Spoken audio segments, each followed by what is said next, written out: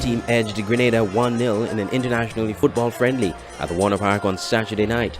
Romario Martin was the difference maker in the 60th minute after he pounced on a defensive error by Grenada inside the 18-yard box.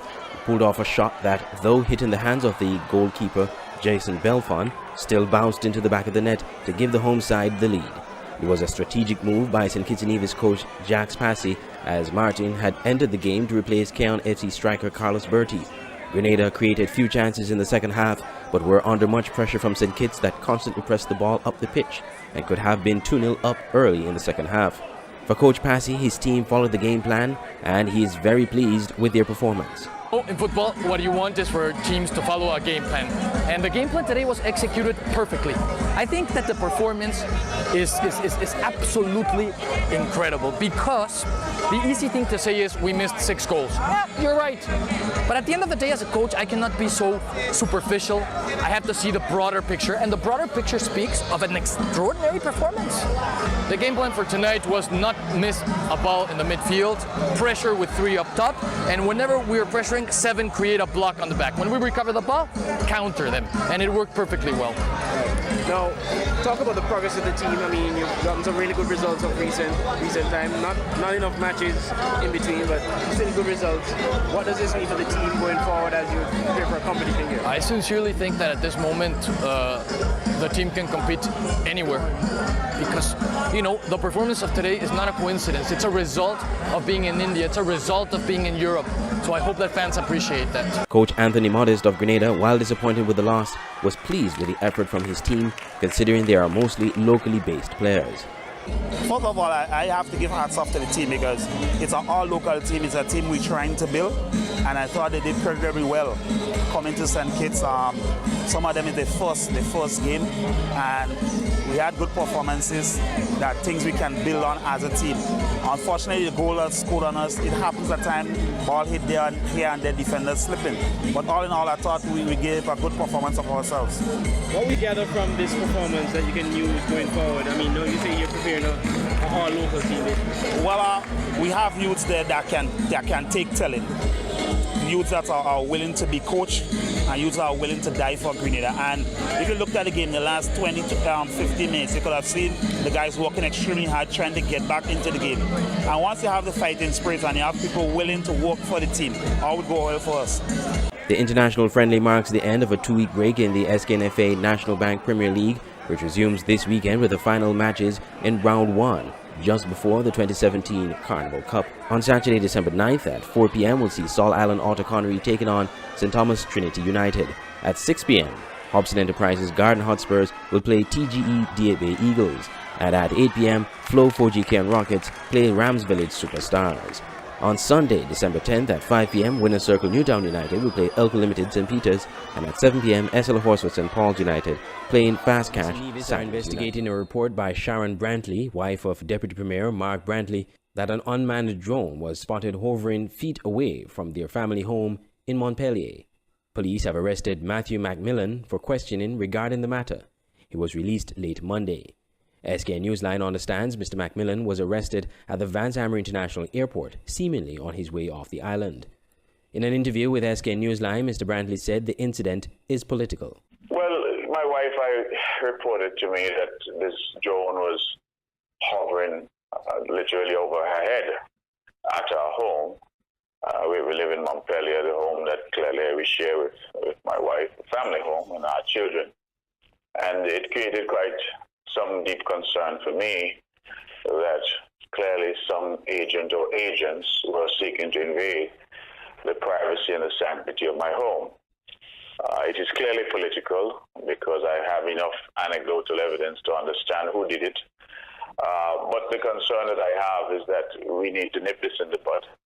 And we decided to make it public and report it to the police in an effort to ask people to desist from this type of behavior. Our politics has to be a politics of ideas, and a campaign that bases itself on all that you're doing, rather than than what we're seeing be exhibited, which is, of course, people engaging in matters that they are not to engage in. So our objective is really to appeal to our people and to say to all the political parties on all sides that we need to conduct ourselves appropriately. I don't know who's paying these individuals, but they're paid individuals who came from overseas. I know who they are, and as I said, nobody should be subjected to that. Are there any concerns on your part for the safety of your family and even other members of the CCM in light of this incident? Well, I hope not, and that is why we've made it public, so that we hope that things do not escalate and we don't sow the wind and reap the whirlwind. So that is where we are at this point, and I trust and hope that it's the end of that matter. Efforts to reach leader of the Nevis Reformation Party, NRP, Joseph Parry, were unsuccessful up to news time. However, in an interview with WinFM Tuesday, Mr. Parry admitted that Mr. Macmillan was hired as a consultant by his party to do campaign work for the elections. He said his party does not own or operate a drone, and Mr. Macmillan was hired to take photos for the campaign. Election day in Nevis is December 18th and nomination day on December 11th. Andre Huey, SKN, and Prime Minister Dr. Timothy Harris tabled an over $700 million budget during the presentation of the Appropriation 2018 Bill 2017 in the National Assembly on Wednesday. Summary, this government proposes for the fiscal year 2018 to spend the sum of $706.1 million to support the implementation of the various plans and programs intended to improve delivery of public service, contribute to increasing growth in the economy, and of course, improve the quality of lives of all our citizens and residents. The Prime Minister pointed to areas of growth in the country, but was keen to point out economic declines in the tourism sector and declines in economic growth over the last year. In the final analysis, we are confident that the prospects for 2018 are promising, with the expectation that investments in private development projects would exceed the levels realized in 2017. A number of large-scale projects have already obtained the necessary approvals to commence construction, and some others are at various stages of review by the relevant government agencies. The Ministry of Post and Urban Development and Transport and the Ministry of Education received the two largest budgetary allocations of $72.8 million EC dollars and $91.8 million respectively. For the Governor, His Excellency's office, we are proposing for 2018 the sum of $2,251,346. For the Parliament work, $752,074. The Audit Office will have $1,302,843. The Ministry of Justice, Legal Affairs and Communications, $15,831,35. So that's $831,035. The Office of the Prime Minister will have $36,347,972. The Prime Minister said the Appropriation 2018 Bill 2017 is designed to support and strengthen the implementation of various plans and programs of the government. The budget debate continues Thursday with a response from the opposition leader, Dr. Denzil Douglas. Andre Huey, SKN. 4 million new Bastyr ferry terminal officially opened on Wednesday afternoon. In a ceremony in front of the entrance of the new facility, SCASPA facility manager Mervyn Lewis told attendees that the project took 6 months to be completed and was built by the Public Works Department and local engineers. The new facility is fully air-conditioned, features a scanner to help enhance the security detail, chairs in the departure lounge, and security and ticket booths for all vessels serving the St. Kitts Nevis sea route. Mr. Lewis explained how the facility is being used. They purchased the ticket from the window on the outside under the canopy, and they proceeded around to the entrance door, which is immediately at the western end of the building. and entering the building, they would meet a security, which would greet them and walk them through the scanning and the metal detection procedure, which is empty your pockets, all metal objects, so when I'll declare whatever you have, and then you would physically walk through the scanner. And walking through the scanner, you place your bags on the X-ray machine, which would have the bags being processed through the machine to a conveyor belt, and then the officer standing at the machine will identify whether you're okay to chop or you need to be physically searched. After leaving the X-ray machine and the body scanner, you proceeded to either have a seat, use the washroom, or even venture into reading a book, whatever the case may be, whatever is left to be done. Minister responsible for SCASPA, Ian Liburd, highlighted the importance of the Bastia Ferry Terminal to commerce and tourism between both islands. Because the ferry service between St. Kitts and Nevis is so important for businesses, for schools, and for personal travel. Imagine what travel between St. Kitts and Nevis would have been like without these sorts of operations. Because this provides a link, a critical link, I should add, in the inter-island transportation structure, which serve more than 140,000 passengers annually. Meanwhile, a taxi driver who was at the ceremony lauded the construction of the new ferry terminal. That I would ever see or been in throughout the region. I've visited in the Virgin Islands and all, and many other ports. But I think that we are first class in our departure lounge, our ferry departure lounge. And I just want to commend Mr. Lewis and his hard-working team. I do hope, ladies and gentlemen, that we can take care of this facility. We need to take care of this facility.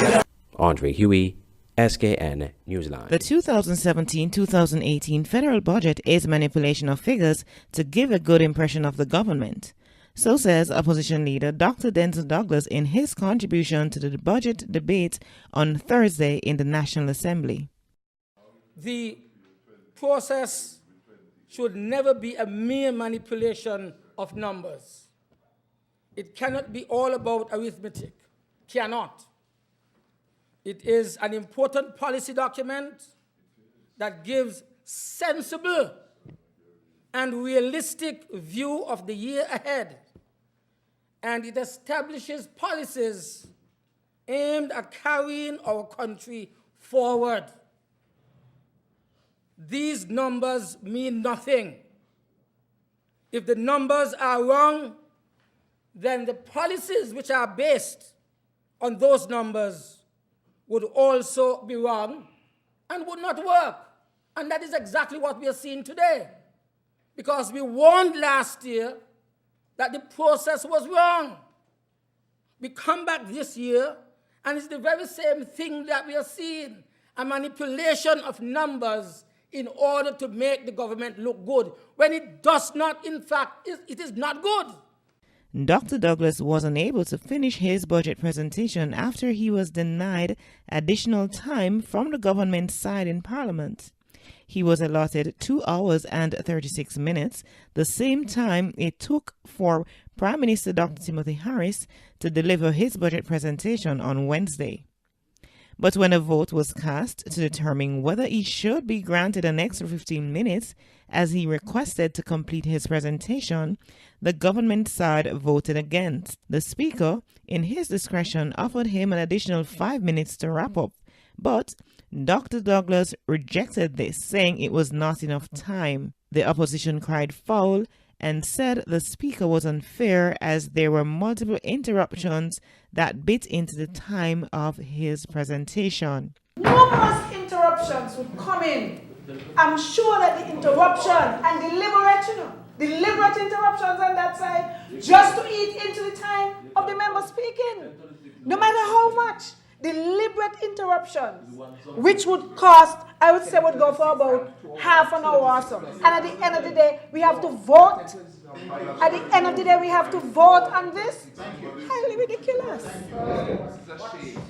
Dr. Douglas questioned the credibility of some of the estimates in the budget and said this was a public relations exercise. The opposition leader pointed to what he deemed discrepancies in the budget based on the figures presented by the government regarding economic growth projections compared to information from the Eastern Caribbean Central Bank and institutions such as the IMF. He said these figures from these entities contrasted the image painted by the government in the budgets. To manipulate figures and thus mislead what is the true picture that we have in the economy here in St. Kitts and Nevis. So the capital budget has not spared the manipulation and distortion. The government made a strong song and dance about the capital budget, Mr. Speaker, for 2017, which was estimated at some $131.3 million. That is 2017. It is now being projected that capital expenditure will reach some $50.6 million by the end of this fiscal year.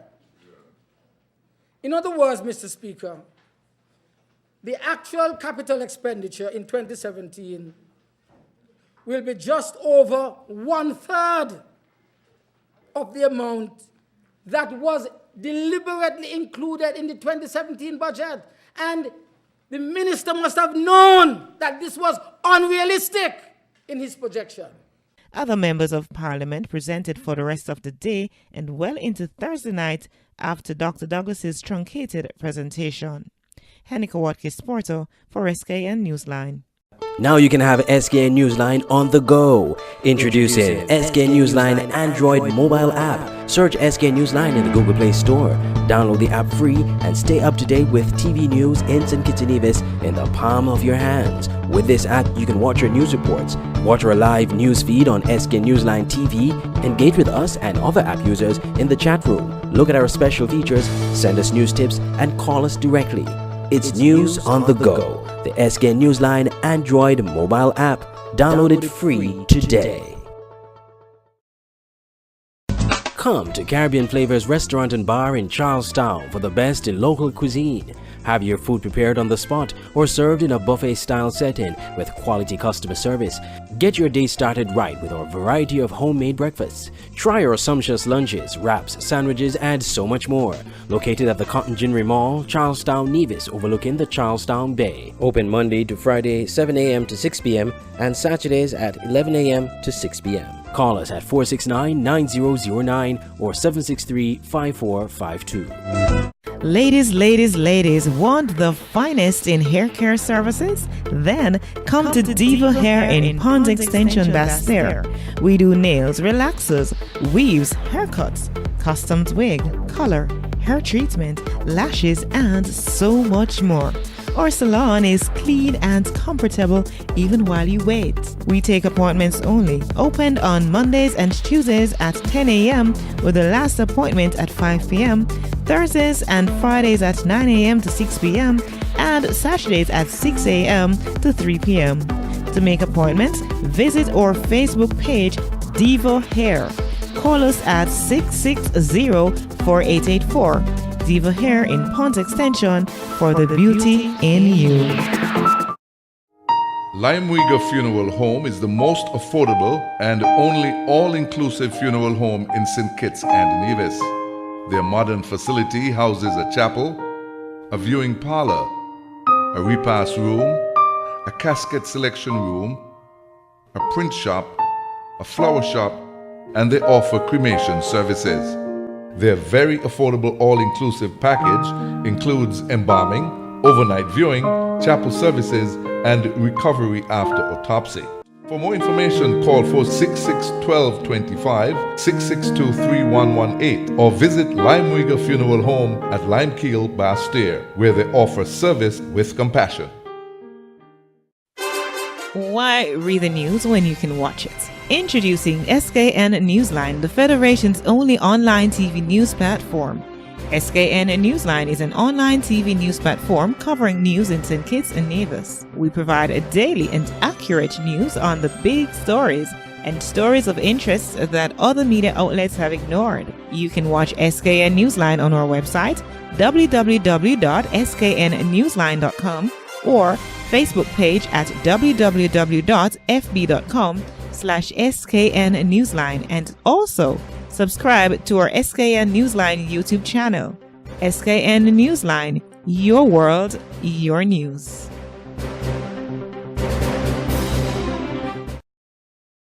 At Nagico, the things that matter to you matter to us. Like knowing you're covered when your house gets flooded, getting your settlements quickly and fairly when a fire hits your home, and making sure your business can keep going even after an accident happens on site. At Nagico, we're about much more than just insurance. We're about the big things and the small things that mean everything. Limeweger Funeral Home is the most affordable and only all-inclusive funeral home in St. Kitts and Nevis. Their modern facility houses a chapel, a viewing parlor, a repast room, a casket selection room, a print shop, a flower shop, and they offer cremation services. Their very affordable all-inclusive package includes embalming, overnight viewing, chapel services, and recovery after autopsy. For more information, call 466-1225, 662-3118, or visit Limeweger Funeral Home at Limekeel, Bastair, where they offer service with compassion. 2017 was a mixed one for the economies in the Eastern Caribbean Currency Union, ECCU, as the progress projected for the year have been reversed by Hurricanes Irma and Maria. So assessed the governor of the Eastern Caribbean Central Bank, ECCB, Timothy Antwine, at the bank's annual staff dinner on Saturday at the St. Kitts Marriott Resort. Until September, our currency union was on pace to deliver in excess of 3% growth. Non-performing loans were trending down, averaging about 11%, and credit to the private sector seems set to return to positive after 5 consecutive years of decline. These welcome developments were rudely and ruthlessly interrupted and reversed by Hurricanes Irma and Maria, two of the most powerful storms to ever be recorded. 5 of our members were impacted: Montserrat, St. Kitts and Nevis, Anguilla, Antigua and Barbuda, and Dominica. The latter 3 suffered direct hits. As a consequence, our currency union is now projected to grow around 2%, and non-performing loans in the hurricane-impacted countries are expected to rise. The central bank, he said, rose to the occasion in the aftermath of the storms and offered assistance to the affected countries. In the immediate aftermath of the storms, I challenge us as a bank to raise our game and coin an expression. Does anyone recall? Spared to serve. Having been spared the worst of these supercharged storms, our bank swung into action, standing in full solidarity and support with our impacted member countries. Given the unprecedented nature of the impacts, we felt that an unprecedented response was required. Consequently, we sought and secured the approval of our board and council to offer grants, not customary loans, to 4 countries: Anguilla, 1 million, Dominica, 1 million, Antigua and Barbuda, 1 million, St. Kitts and Nevis, 250,000. In addition, we also visited and personally delivered supplies to the 3 countries that suffered direct hits. Since then, we have been working assiduously to support our members in practical ways, seen and unseen, including assessment missions, technical advice, and advocacy. Furthermore, I am pleased to note that through our efforts, management and staff, we raised the sum of $16,500, which was matched by the bank to aggregate to $33,000. We are using these funds to procure supplies that will bring some Christmas cheer to children in Anguilla, Barbuda, and Dominica.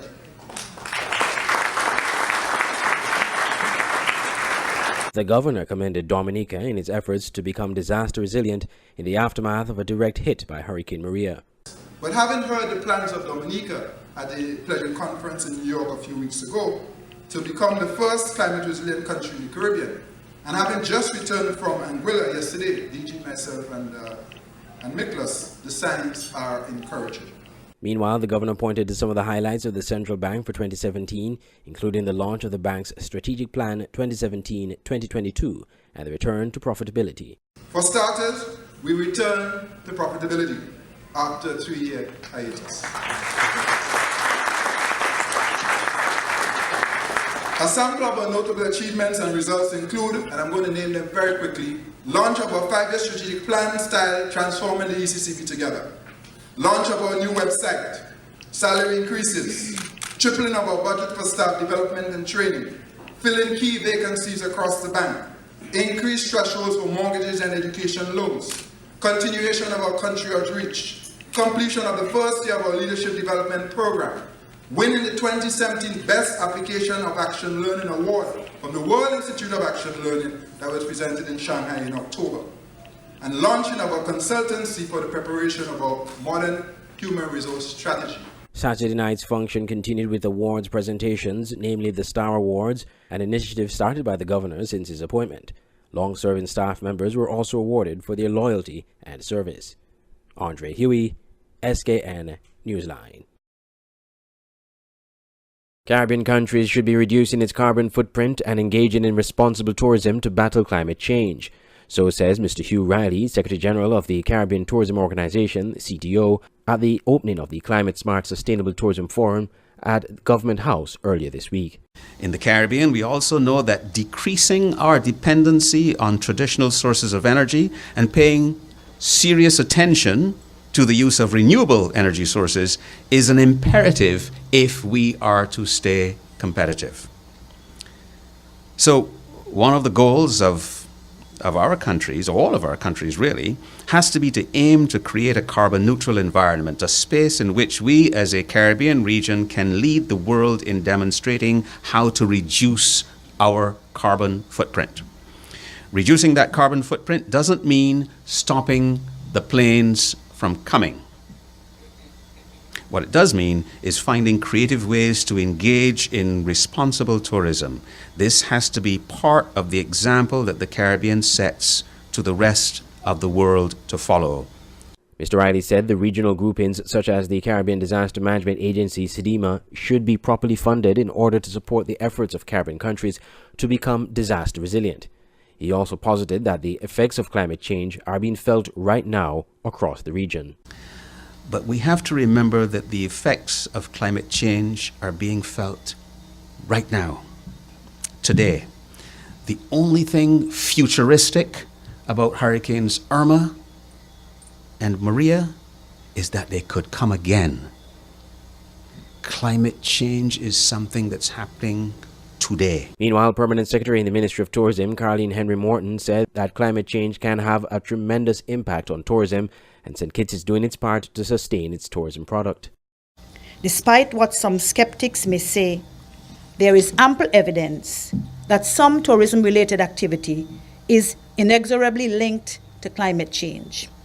Tourism, therefore, must play an integral role in the global response to climate change, a charge which the St. Kitts Ministry of Tourism takes very seriously. Mrs. Morton said it is up to citizens individually and collectively to manage tourism responsibly. Tourism has the power to truly transform economies and livelihoods for the better.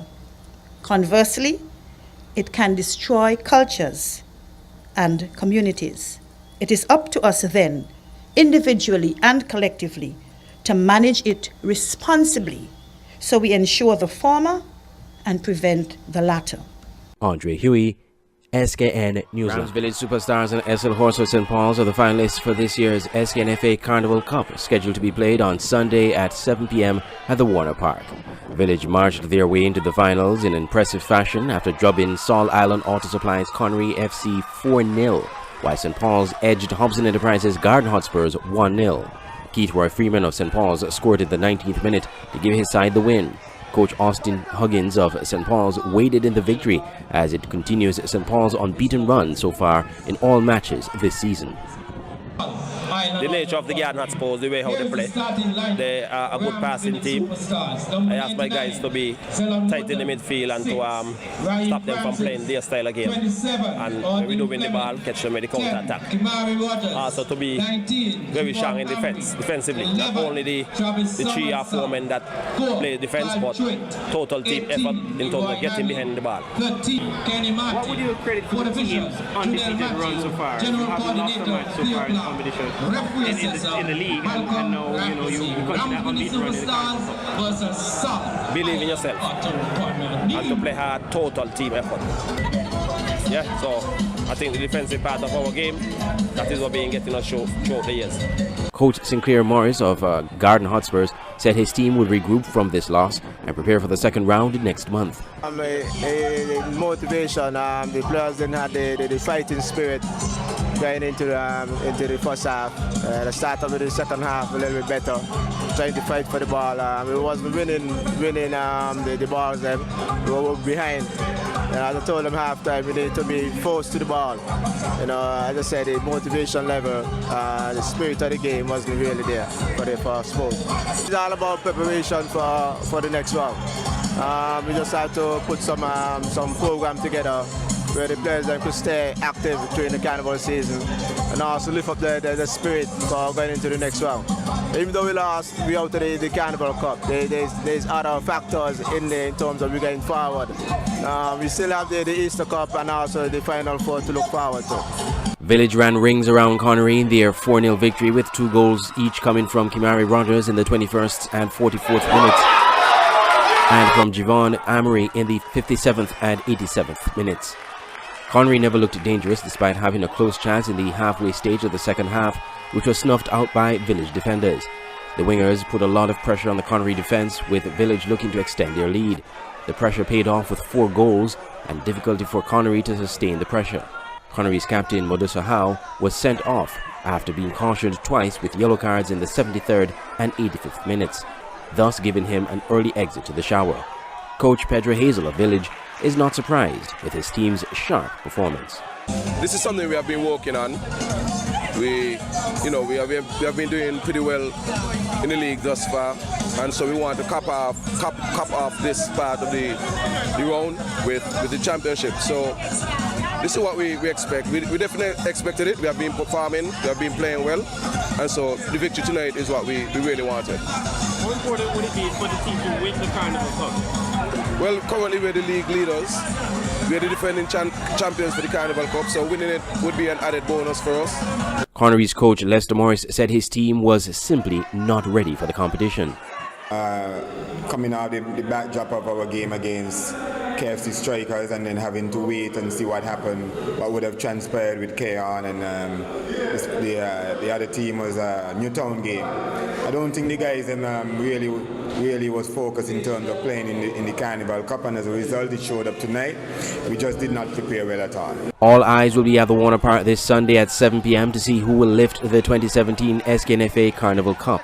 Will Rams Village Superstars make it 2 in a row, or will SL Horsford St. Paul's continue their unbeaten run this season?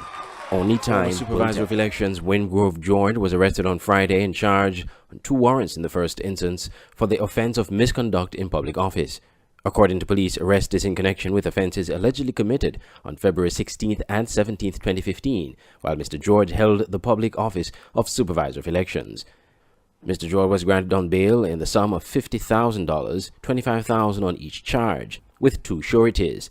The conditions set by the court are that Mr. George must surrender his travel documents upon bail being granted, must not leave the state until the determination of the matter, and is to report to the Frigate Bay Police Station every Monday and Friday between 6 a.m. and 12 a.m. until the matter is dealt with. Mr. George's arrest has already attracted political commentary from both sides of the political divide. A press statement from the Prime Minister's press secretary suggested that the charges against Mr. George are related to him withholding the results of 2 of the seats the night of the February 16th election, St. Christopher No. 4 and St. Christopher No. 8, both seats now held by the 2 government ministers Lindsey Grant and Eugene Hamilton respectively.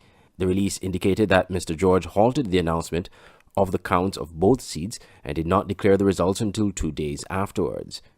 The action prompted rebuke from Caribbean heads of government, including then Prime Minister of Trinidad and Tobago Kamala Persad-Bissessar and the Prime Minister of St. Vincent and the Grenadines.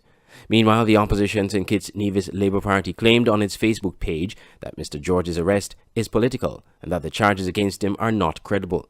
They accused the government of trying to silence Mr. George, who is apparently a critic of the government.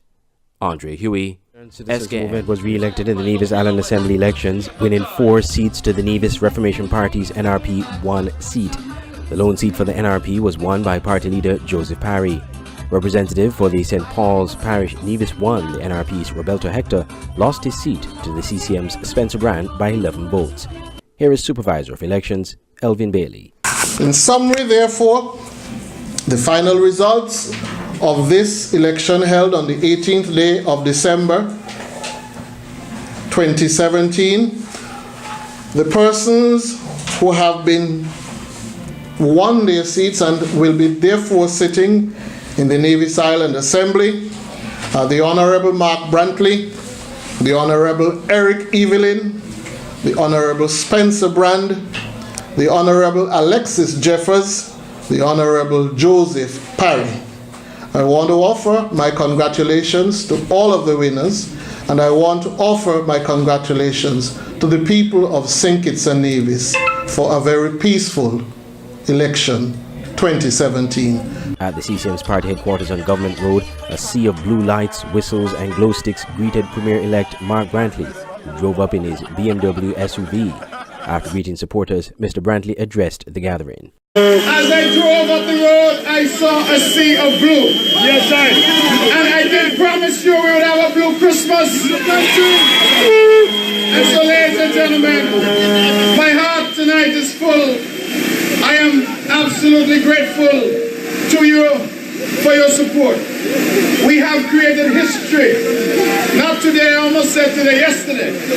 Because you went out and voted in overwhelming numbers to deliver crushing defeat to our opponents. But it was not just a political defeat, it was also a defeat of the negativity and the vitriol and the nastiness. And you have said with your vote that you want a different tone for Nevis, you want a different approach. And so as your new Premier, I want to commit to you that we will govern for all of Nevis. And even for those who on the other side who said come over, come over and be a part of building. He said today has been declared a public holiday. That today we will have a public holiday, and we ask you to listen out to know where we will motivate from, but certainly we will do something in the rich tradition of the Concerned Citizens Movement. So the final results are in. Electoral District Number 1, CCM's Spencer Brand amassing 596 votes, defeating the incumbent Roberto Hector 585 votes. In Electoral District Number 2, the incumbent Mark Brantley of the CCM with 1,344 votes over the NRP's Hensley Daniel 1,000 votes. In Nevis 3, CCM newcomer Eric Evelyn replacing the retiring Premier Vance Armory with 761 votes over the NRP's Corey Tyson 233 votes. In Nevis 4, Alexis Jeffers, who will be the new Deputy Premier, registering 833 votes, displacing newcomer Virgil Brown of the NRP 528 votes. And Joseph Parry with 518 votes for the NRP over the CCM's Keith Scarborough with 229 votes in Nevis 5. Andre Huey, SKN Newsline. Come to Caribbean Flavors Restaurant and Bar in Charlestown for the best in local cuisine. Have your food prepared on the spot or served in a buffet-style setting with quality customer service. Get your day started right with our variety of homemade breakfasts. Try our sumptuous lunches, wraps, sandwiches, and so much more.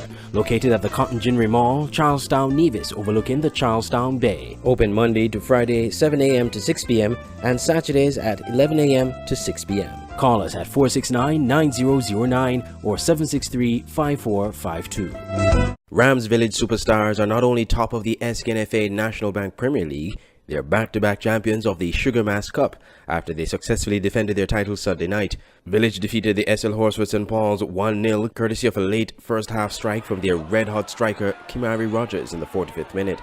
For most of the match, Village pressed St. Paul's and pressured their defense, much like what they did to Connery FC in the semi-finals. That pressure led to a defensive error from St. Paul's, which Kimari pounced on to deliver the winning goal. In the second half, St. Paul's enjoyed much of the attacking opportunities, but squandered those chances with poor shooting. Village also had some chances of their own, but St. Paul's, frustrated by the Village defense and pesky forwards, played a very physical game, much to the displeasure of the Village coaching staff. But according to Village coach Jeffrey Hazel, he expected the physical performance from St. Paul's, but knew his guys were mentally tough to the challenge. Kudos to the St. Paul's teams first of all. I thought they played a very good game versus us. What made us win the game basically was our mental toughness. Our guys, were under pressure at some points in the game, but we stuck to it, and we were able to be victorious, of course, winning the Carnival Cup.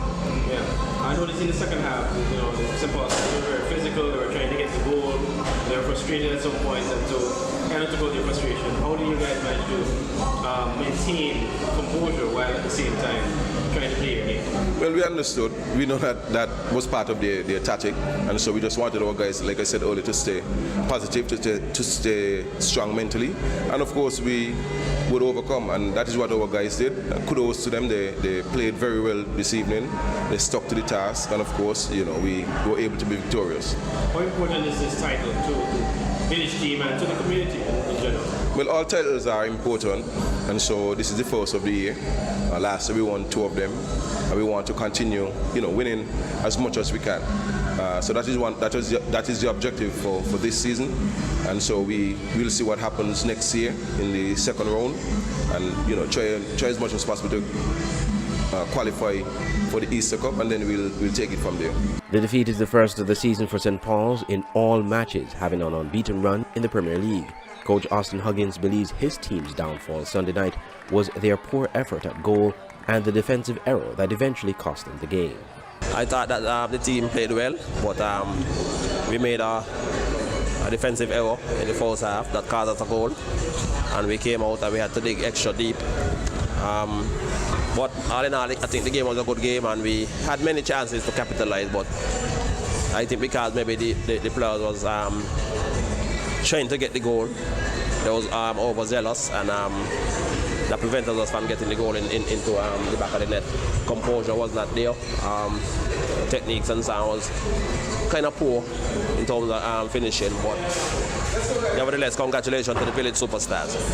Meanwhile, Village's red-hot scoring striker Kimari Rogers is basking in the moment of glory and wants to continue scoring his team's way to the National Bank Premier League. Rogers won the Golden Boot last season and wants to continue that run this season. I feel pleased and happy for the team. I just see we have a lot of youngsters in the team, and I just tell them I'm going to give them this one to make them enjoy the carnival. Now you're having a great season so far. What would you put that down to? Well, hard work and extra finishing. Last year, as we know, I won the Golden Boot, but this year I'm focusing on winning the games and just winning trophies. Right. Walk us through the goal that you scored tonight. Well, as the coach told us how he press when the defenders have the ball, because we all know that they're not comfortable on the ball, and I saw the opportunity and I took it, win the ball, and I scored. The league now enters into the Christmas break as teams unwind and get ready for round 2, which begins in January. In the meantime, Village won the first cup for the season, the 2017 Sugar Mass Cup. Congratulations to the players, coaches and fans of the Rams Village Superstars FC. Ladies, want the finest in hair care services? Then come to Diva Hair in Pond Extension, Basse-Terre. We do nails, relaxers, weaves, haircuts, customs wig, color, hair treatment, lashes, and so much more. Our salon is clean and comfortable even while you wait. We take appointments only. Opened on Mondays and Tuesdays at 10 a.m. with the last appointment at 5 p.m. Thursdays and Fridays at 9 a.m. to 6 p.m. and Saturdays at 6 a.m. to 3 p.m. To make appointments, visit our Facebook page, Diva Hair. Call us at 660-4884. Diva Hair in Pond Extension for the beauty in you. Only 10 of the scheduled 12 cruise ships called on St. Kitts on Monday, December 25th, Christmas Day, and Boxing Day, the 26th. Information from the St. Kitts Tourism Authority said 2 ships on each day had cancelled, but gave no reasons why. The total ship capacity expected on both days would have been about 15,000, according to the Tourism Authority. Nevertheless, Tourism Minister Lindsey Grant was still upbeat about the cruise proceedings on Christmas Day, as seen by this promotional video sent out by the St. Kitts Tourism Authority. This is indeed a perfect way to end an unparalleled year of new heights in our tourism industry. This trend of remarkable growth will only continue if we all do everything in our power to ensure a welcoming, memorable, and enjoyable experience to each cruise passenger. Andre Huey, SKN Newsline. Come to Caribbean Flavors Restaurant and Bar in Charlestown for the best in local cuisine. Have your food prepared on the spot or served in a buffet-style setting with quality customer service. Get your day started right with our variety of homemade breakfasts. Try our sumptuous lunches, wraps, sandwiches, and so much more. Located at the Cotton Ginnery Mall, Charlestown, Nevis, overlooking the Charlestown Bay. Open Monday to Friday, 7 a.m. to 6 p.m. and Saturdays at 11 a.m. to 6 p.m. Call us at 469-9009 or 763-5452. Jamaican dancehall artist Spice, American music legend Patti LaBelle, and Grammy Award-winning Lauryn Hill have been announced as the first slew of artists for the 2018 St. Kitts Music Festival. Chairman of the Artist Selection Committee, Jonell Powell, announced the first wave of artists at a media event this past week. Spice is considered one of the hottest Caribbean dancehall performers gracing the stage in this era, but she might not be for everyone, although the young festival fans will love her. Her eye-popping lyrics and head-turning dance move, she's definitely on the edge. Then there's Lauryn Hill, an American singer, songwriter, rapper, record producer, and actress. Perhaps she's best noted for the miseducation of Lauryn Hill. And as classic as performers might get, the name of Patti LaBelle was also announced. She's noted for her sweet soul melodies, expressive tones, and mind-capturing emotions in her songs like On My Own. She's a versatile artist with hits in gospel, R&B, jazz, funk, and soul. Chairman of the Artist Selection Committee, Jonell Powell, is inviting the public to participate in the artist selection process by using social media to say who should perform at the 2018 Music Festival. Andre Huey, SKN Newsline. The director and staff of Mackie Hazen Memorial Funeral Home offers quality service and satisfaction guaranteed. Serving our clients with respect, dignity, and sensitivity, Mackie Hazen Memorial Funeral Home makes planning look so easy. With over 20 years experience in the funeral business, Mackie Hazen Memorial Funeral Home provides top quality service which is sure to give you, our valued customers, that guaranteed satisfaction. Visit us today at Church Street or call us at... The cabinet for the Nevis Island administration was sworn in on Christmas Eve. Premier Mark Bransley has the lion's share of the portfolios, but will be sharing the burden with two junior ministers. Premier Bransley will be responsible for the Ministries of Finance, Statistics, Economic Planning, Education, Library Services, Human Resources, Industry, Trade and Consumer Affairs, Health, Tourism and Information Technology, Public Utility and Energy, and Foreign Investments. Deputy Premier Alexis Jeffers will be hold on to the most of the ministries he had in the previous administration, except Public Works. He will be in charge of Agriculture, Lands, Housing, Cooperatives and Fisheries, Natural Resources and Disaster Management. Newcomer Eric Evelyn, who served as Permanent Secretary in the Ministry of Agriculture, will serve as Minister of Culture, Youth and Sports, Community Development, Telecommunication and Information. Another newcomer, Spencer Brands, will be Minister of Labour, Public Works, Physical Planning, Coast and the Environment. Troy Liebert, who was a junior minister in the previous administration, will be junior minister in Premier's ministry, responsible for education, library services and information technology. Another junior minister from the Van Samri-led NIA, Hazel Brandy Williams, will also be junior minister in the Premier's ministry responsible for health and gender affairs. Premier Bransley, in his inauguration address, called for the continued close relationship between St. Kitts and Nevis and to work closely with Prime Minister Dr. Timothy Harris. We must continue on our path of unity with St. Kitts.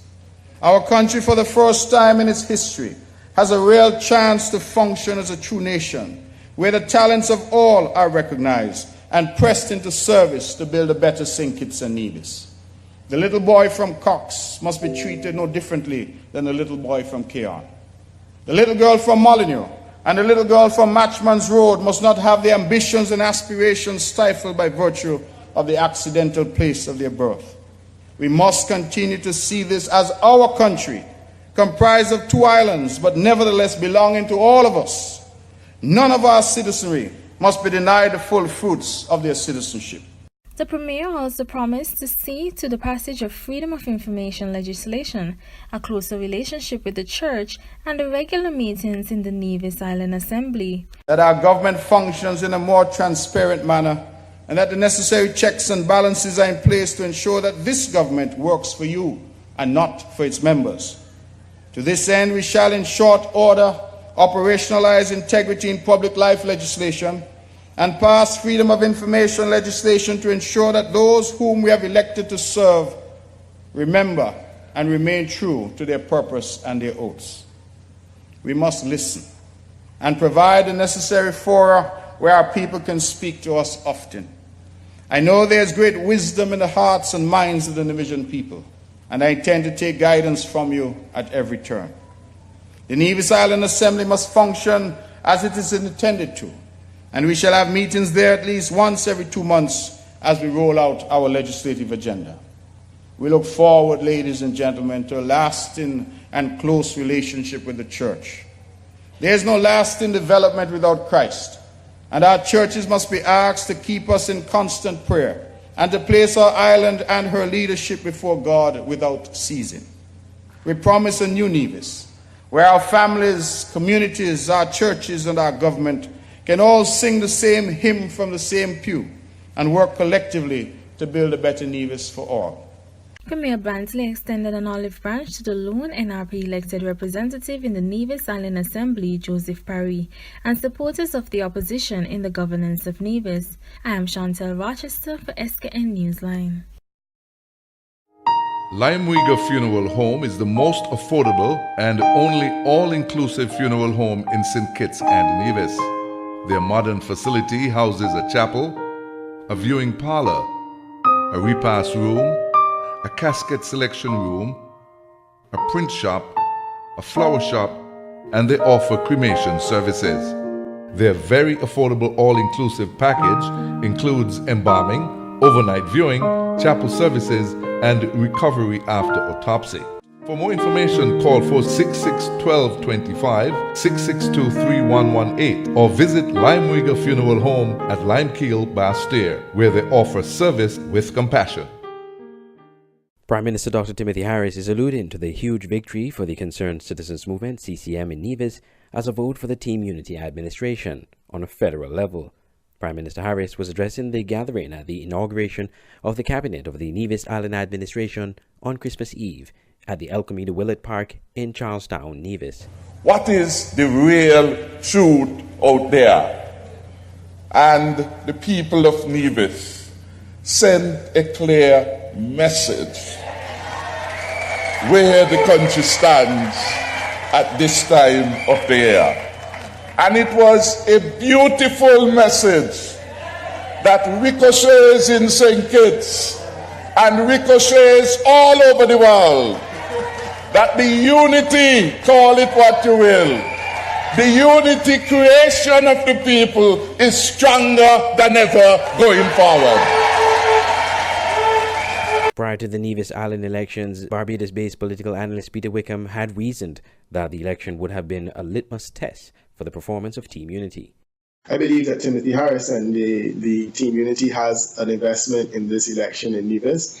And certainly if it goes anywhere other than toward the CCM, I believe it will be a slap in the face to the entire project that they're being pursuing. Yeah. The Prime Minister lauded the role of the CCM and the Team Unity administration and thanked its supporters for re-electing the party. You have shown the world that the people well informed can distinguish between noise and substance.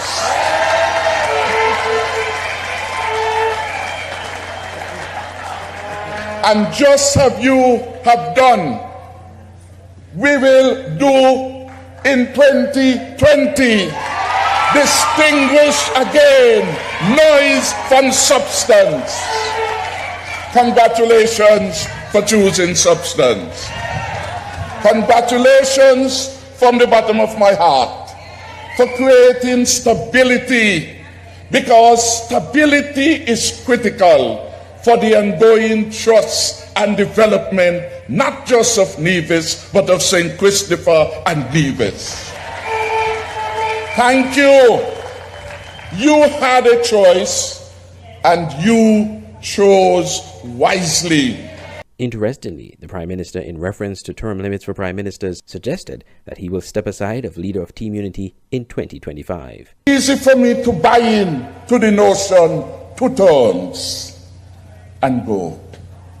2 terms and other opportunities for service. So I am looking forward for 2025 or somewhere there when I shall withdraw so that others may move forward. Andre Huey, SKN Newsline. Come to Caribbean Flavors Restaurant and Bar in Charlestown for the best in local cuisine. Have your food prepared on the spot or served in a buffet-style setting with quality customer service. Get your day started right with our variety of homemade breakfasts. Try our sumptuous lunches, wraps, sandwiches, and so much more. Located at the Cotton Ginnery Mall, Charlestown, Nevis, overlooking the Charlestown Bay. Open Monday to Friday, 7 a.m. to 6 p.m. and Saturdays at 11 a.m. to 6 p.m. Call us at 469-9009 or 763-5452.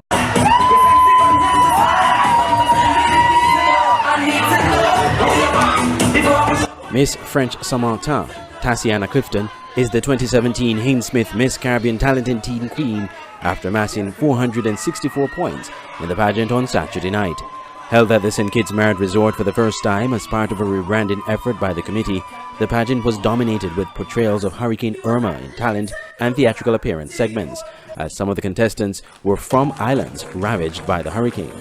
Miss Saint-Martin also won Best Evening Wear with 67 points, wearing a green dress with leaf designs depicting growth and renewal of her island in the aftermath of Hurricane Irma. The Queen also won Best Theatrical Appearance with 124 points, also a depiction of Hurricane Irma, this time as the French Queen Marie Antoinette, lamenting on the travails of Hurricane Irma but expressing confidence of renewal.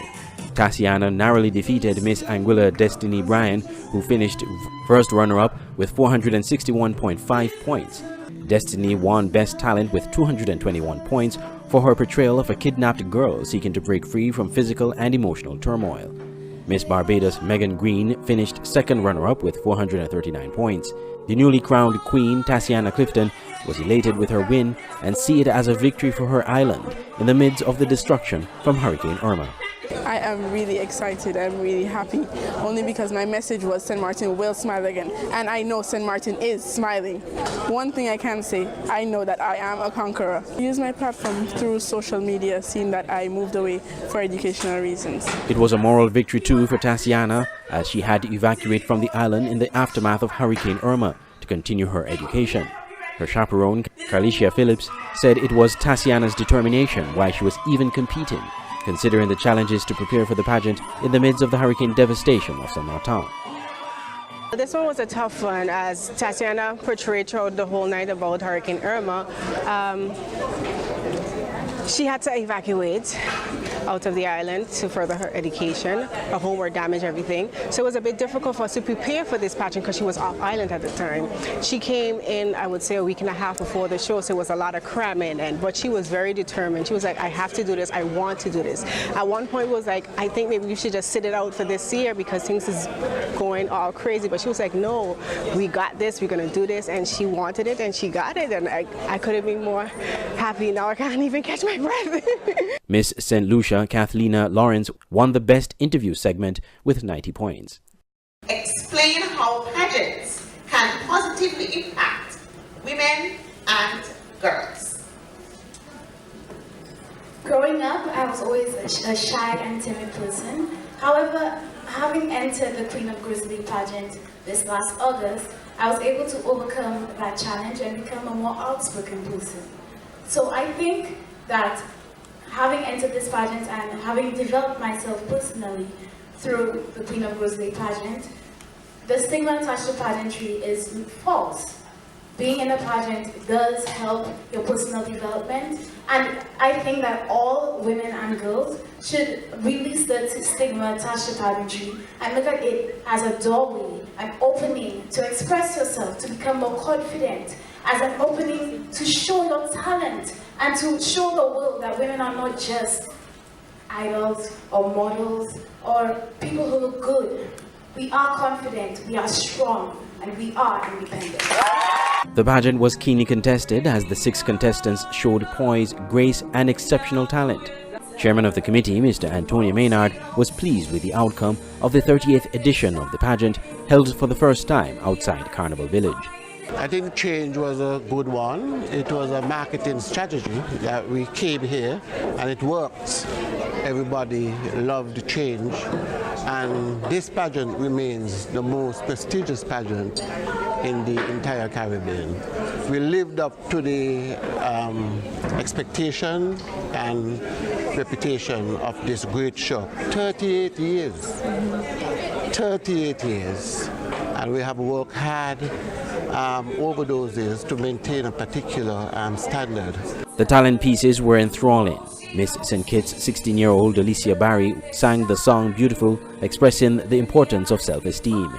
Miss Antigua and Barbuda 17-year-old Zaria Bidu performed the song Rise Again in tribute to the hurricane-ravaged sister island Barbuda. Kathlina Lawrence of St. Lucia did a talent piece entitled Resurrection of One Beat, playing the steel pan to highlight the significance of supporting the performing arts.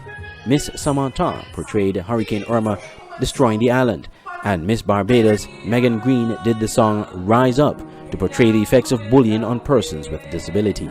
Due to circumstances beyond her control, Miss Guyana was unable to attend the pageant. At Nagico, the things that matter to you matter to us. Like your boat when you're at sea and you get away from everything. Your home and the security of your daughter's things. And the car that you've had for too long, but after all these years, you just can't let go. At Nagico, we're about much more than just insurance.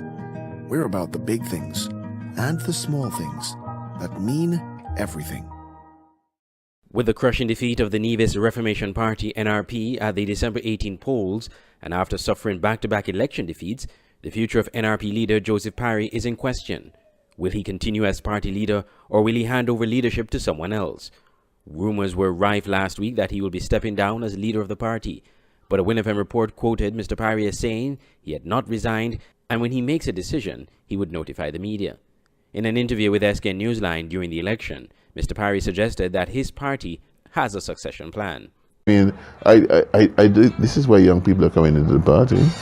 We are trying to bring women and young men into the party. And we train them, we expose them to leadership. So when I decide to go, or if I drop dead or whatever happens to me, the party keeps going. That is what succession planning is about. Succession planning is not just about changing the leadership. Political analyst Peter Wickham, prior to the elections, said he believes Parry should step down. I believe that Mr. Parry has done well. He's become premier. He was in the vineyard for a long time, and he too may want, with Dr. Douglas, to consider whether a future outside of politics in a supporting role might not give the young, vibrant NRP leadership the opportunity to come to the fore. In October, long-serving leader of the Concerned Citizens Movement, CCM, Vance Amory, officially handed over the leadership of the party to his deputy, Mark Brantley, after being at the helm for some 30 years. But according to Mr. Parry, Mr. Amory was forced out of his party. He said the same won't happen to him. CCM didn't have a succession plan. So when you say if there's a succession plan as well, what was their succession plan? They had a coup. A coup is not a succession plan. Mr. Amory was ousted out of his own party. He was the last of the founding member of that party. There is no founding member in that party now. If you go and ask the friends of Mr. Amory, they'll tell you it was a coup. So I don't think there is any comparison, and let us not pretend that there is a comparison. We have had proper elections. They have never had proper elections. There is absolutely no comparison. I have always exposed my people to leadership. We lead, we produce. If you look at me as a minister or you look at me as premier, you can see my production. You can't see any production for Mr. Emery. You can't see any production for Mr. Brantley. So you can't make a comparison. There's no comparison. Mr. Parry became the lone elected member of the NRP, with the CCM winning 4 of the 5 seats in the Nevis Island Assembly election. Only time will tell if he will relinquish his post or hold on for some more time. Andre Huey, SKN Newsline.